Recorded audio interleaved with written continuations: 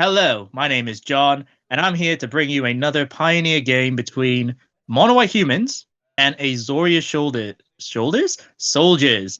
Ain't that right? Today I am with Nuno. He is otherwise known as the Godfather of Stonks. Very good man if you want to find a good deal with your cards. Nuno, welcome to the channel. Hi, John. How you doing? This looks like a really good matchup. I feel that they kind of similar decks in terms of getting lots of bodies in and literally just uh going wide and see who gets Hmm. there first. Two fairly aggressive strategies going at it. It's always a weird sort of tug of war match, right? Yeah, it feels like whoever plays first kind of takes the bigger advantage. Um, Essentially, just get more bodies in and just drain your opponent as quickly as possible. These are interesting though. These are two decks that kind of sort of bung up the ground a bit though, right? You think that we'll get a lot of turns where we just have a bit of a standoff? Yeah, I feel that there will be turns where they'll have creatures on board and literally just not attacking each other because do they'll need to see, do I want to trade, do I not want to trade. Hmm. And yeah, it can be a bit of a standstill, but Yeah. it looks like very interesting. Yeah. And speaking of which, we've had two ones down the board.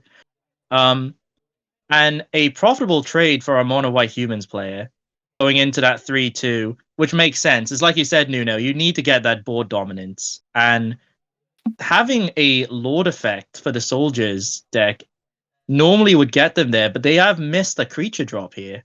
Yeah, I'm not sure what they have in hand. Can't really see, but especially with Talia now in play as well, if they got any removal, it's going to cost more. Mm. Um,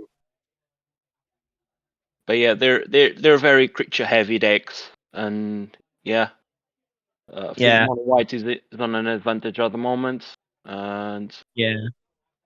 so yeah, now It, it's just pass because I don't want to trade until I see that I've got a slight advantage on the board.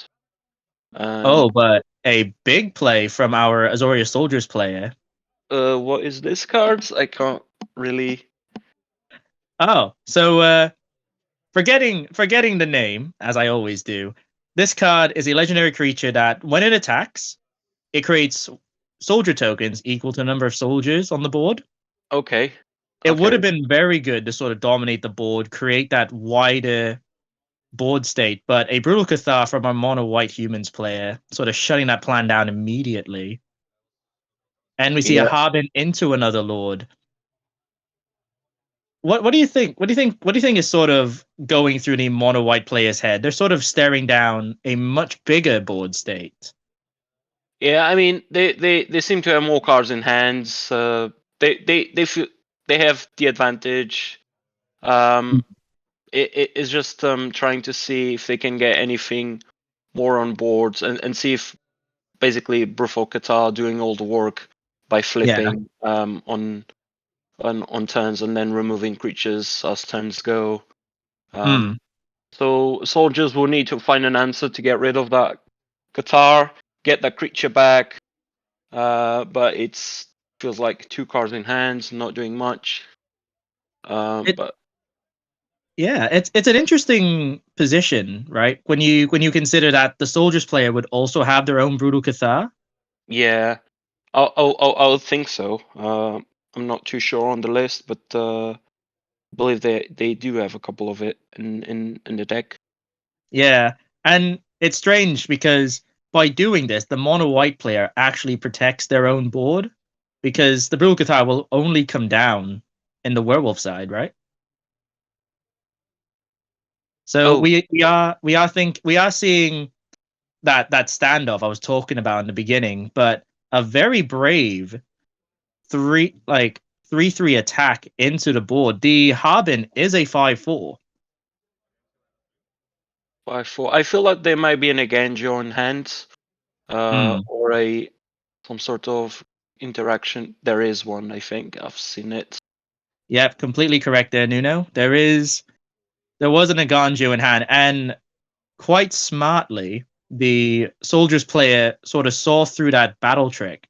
But playing down another soldier, which is just pumping this evasive flyer for the Soldiers player, you'd think, based on this board position, the Soldiers player is in the lead here. There is no flying blockers for a Mono White Humans player. Yeah, because now it's a 6/5 now, right? If I'm correct. Mm. So you Yeah. can't really hit that with a Ganjo as soon as it attacks. So yeah, I feel that the biggest difference in between these decks is the flying. Yeah. And that the Azorius kind of takes advantage by just flying over and hitting the opponent directly. Mm. But you got to be careful in terms of there's 2 meter volts, I believe, and Yeah. you got to make sure that the opponent's not going wide enough. That will be enough to kill you, basically. Yeah. And Yeah, we there's see an like attack a and a double block. Ganjo. Yeah. Yeah, we see a double block attempt and the Aganjo taking out one of the Lord creatures. This could be relevant as by being able to take care of both, he still is able to make the soldier tokens, which does fall into the plan for Harbin, right? If you have 5 or more soldiers, you can give the entire board +1/+1 in flying. Okay. Yeah. Yeah, and then that's just pretty much game because you just fly over and then the mono white player they can't really deal with it. But Yeah, yeah, it is a bit unfortunate for the mono white human player though, right? Because they would have wanted to play 2 spells in the turn to flip their Cathar, develop that board state, sort of keep getting that removal going. yeah, and that's what's happening now. There's a second Oh, spell that's gonna flip at the end of the turn. and Can that hit tokens as well? it can flip an attack and go for the tokens as well, so permanently remove them. But I believe probably the Harbin is a bit more of an important target in this position. Yeah, absolutely. And now it's putting the +1 counter on it. It's gonna flip over and then take 1 creature. I wonder what creature. So they're deciding which creature to get. We are in daytime again, and they are pointing at the Harbin, but they are deciding 3 mana open. They decide to take the one to give the +1/+1 counters. Interesting decision, but it does make sense. The Harbin, although an evasive flyer, without much of a board state, the soldier player can't effectively just fly over the top for game. Yeah, because I feel that because they have 2 Mutavolts, and if the player attacks with the flyer, next turn the 2 Mutavolts are gonna get activated, and then just The crack, try and swing for lethal at that yeah, the point. crackback, yeah, the crackback would have been too strong, and the soldiers player deciding to activate one of the lords in the graveyard to give their board +1/+1 counters, but there seems to be an interaction destroying one of the tokens with a Ganjo. Uh, Oh no, not with a Ganjo, sorry, with the Warlock, the 1 mana yeah, Warlock. because it's an artifact, right? And they can destroy an artifact or enchantment, I Yeah, believe. So that hits the soldier as well because it's a creature artifact, if I'm not mistaken. that is correct. And it does what a game. At one point we thought the Azorious Soldiers player was going to have that quite easily. Like you said, they had the flyers, they had the evasion. That was the difference, but the humans deck was just able to just develop the board big enough. And being able to have that brutal Cathar, I believe that was the difference in that matchup. Would you agree, Nuno? Yeah, I agree with that. And yeah, I think a big card here on this deck from I believe there is on this list is the Sky Strike Officer. Yeah.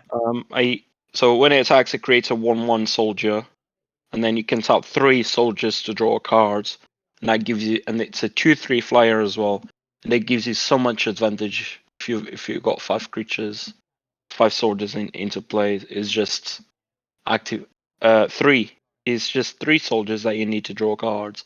That will put Mm. you so much in an advantage. Yeah, Um, I agree. And the soldiers deck, it's strange. Although they have very good creatures normally, there seems to be a lot of token generation, as we saw in the first game. Do you think like a card that might be coming down would be Portable Hole as well? Both decks have seen sort of cheap, aggressive permanent threats, haven't they?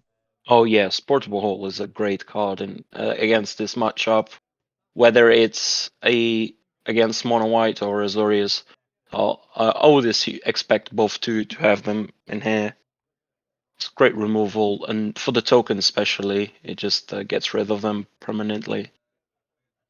And we have the Azorious Soldier deck on the play again for game 2. And they decided to play Steam Vents tapped. It looks like.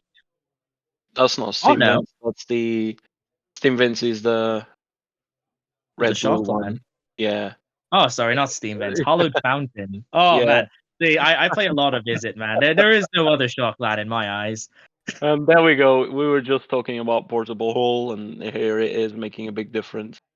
Yeah, a bit taxed by the Thalia, but it's just cheap enough, right? Yeah, and then you swing for 2, really. So starting to put some pressure on your opponents. And that completely changed the tempo. Suddenly, we have sort of the Azorius player, despite going first, being on the back foot. They're down on the board. So this is the big card. Oh, and we got another one on the other side now. This is fantastic. All right, what card is this, Nuno? This is the. Oh, okay. Right. This is the one that creates 1/1 tokens when it attacks. I forgot her name. So it's the one with the vigilance. When it attacks, create a token, and the power is equal to number of creatures. Adelaide. Yes. Oh man, it was an Adelaide fest there for a second, wasn't it? Adeline. Yeah. Okay. And that Roof of Qatar was actually big in that turn. So very, very timely. And we saw how important Brutal Qatar was for the Mono White Humans player in the first game, and being equally impactful because they're the ones with the Adelaide on their side of the board, and the Mono White Humans. They have developed a board of small creatures, but Adelaide could just run over them, right? At the moment, we're looking at a 3/4, one it attacks, it becomes 4/4. If the Azorius player plays more creatures, it's only going to make the Adelaide bigger. It may force a double block to try to get rid of it. Yeah. But so we're seeing a bit of searching. I believe they're making some tokens. Yeah, it's the Legions. I forgot the name. It's the enchantments that creates a 1/1 with lifelink. Oh, Legion's Landing. Yeah, and then it flips when you attack with 3 creatures. Oh, and here's the card you were talking about that can draw a card. Yep. And I believe they're attacking with Adelaide N. Only triggers when now. Okay, so it's attacking with 1 Adelaide and 2 human tokens, I believe. Plus another one that's. Wait, I'm a bit confused here. So it attacked with Adelaide and 1 token, and then it generated a new token that should be attacking as well, right? Yes, I believe the Azorius player put the dice on to sort of represent there was a second token. Okay, all right, yeah, and that was pretty much game because Adelaide is just too good here, and if you get a way to remove Adelaide, then it'll put you in such a big advantage. Yeah, it's a little funny there. We saw the Azorius soldier player trying to give their werewolf to the Mono White Humans player. I think, but that card for both these players now has been very important. We saw by taking that Adelaide, it just gave them that board advantage that they needed, and they were only getting wider. The Mono White Human deck, one of the weaknesses for it is that they don't necessarily generate hand advantage. Yeah. Whereas soldiers can. Card draw is very important. The only one that you can actually get quite card advantage is the one drop that you can pay for to look at the top cards of your deck and then put a creature into your hands. Recruiter. Yes, I believe so. Yeah, 4 mana to add a creature card with 3 mana or less revealed Yeah. to your opponent. And yeah, but it is quite a mana investment when you consider that all the soldier player has to do is tap 3 soldiers and they're drawing a card. And this Yeah, can be done more than once a turn. yeah, absolutely. And I think the biggest difference as well is that the Azorious player doesn't run Mutavaults. Mm. So that's an extra creature. Oh, here we go. The recruiter comes in, and then I can Through to see turn 1. we see another lane in hands from mono white. Oh, And and we a got Skrelv. Grove. Okay. It kind of makes sense, right? Skrelv is one of those cards that's good in matchups where you want to protect your creatures. You want to get through with one big creature. It works really well with Adelaide. Yeah, it does. And a courtyard, I believe, naming soldiers to play the Harbin down. And I mean, right now it's kind of looking like Azorius legendaries for a soldier deck. Oh, we got Hopeful Initiate, which can get rid of Skrelv here. And bodyguard as well, which I believe the bodyguard was on the 2 mana card that's giving +1/+1 counters to the board. Yep. Oh, so we do actually have Mutavault on this deck. All right. That is surprising. I wasn't expecting that. Yeah, I it does make sense because Mutavault becomes a soldier as well it with the does make activation. sense. Yeah, but one thing is you're sort of trading having a potential good creature for possible mana fixing issues, right? Yeah, but I think mono white is in too much of an advantage here. I mean, two plus one counters every single turn. It's massive. Yeah, and like you said, eventually that 1 mana card is going to be able to destroy Skrelv, and there goes that removal. And I don't believe there's any favorable blocks. I believe, oh yeah, the Azorius Soldier player is Kralf just can going block to as take all of well. it. Kralf can't block as well, so that's kind of a big Bit big thing. unfortunate, yeah. Yeah, and it doesn't really give protection when you're blocking. So it kind of it's not exactly protection. It's Hmm. hexproof from a color, and it can't be blocked. But when it comes to attacking, when it comes to blocking, it doesn't actually give you protection. So that kind of is quite different. Oh, and we Yeah, got Brutal Qatar, so that is big. that is big. It's suddenly the board status change advantage to the soldier player, and I believe there's a bit of stabilization in the Yep, board. it does feel like it, and Mono White struggling with lands as well. Only two Hmm. lands. Yeah, and you Oh, can see Skyclave. there's a Sky. Skyclave apparition in hand Yeah, that is we just waiting to eat that Brutal Cathar. absolutely agree with that. Get back your creature, and then start putting more counters. Counters everywhere. Yeah, and there's a lot of thought going into this turn, and what seemed like a mono white dominant play is now sort of swung back in favor for the Azorius deck. It is one of the things you see with aggressive decks, right, Nuno? Yeah, absolutely. But in this specific occasion, I think that the land drop, missing a land drop, is the main problem. I Mm, think it's a second turn as well. yeah, but ideally, and this is something you would have to do as the aggressive player in this position. You just have to keep attacking, keep pressuring that life total. Okay, and here we go. Interesting. All right. So what happened there was originally the mono white player was going to play initiate, but decided that ossification was more important to deal with the board, Oh, and what happened that here? was enough. I'm not sure on life total, but it feels like I I must have missed something. It felt like it wasn't quite over yet, though. In this case, on Nuno, this one was over. A close 2-1 mono white versus Azorius. Which is your favourite deck? Let us know down in the comments. And what cards you will be adding for March of the Machines.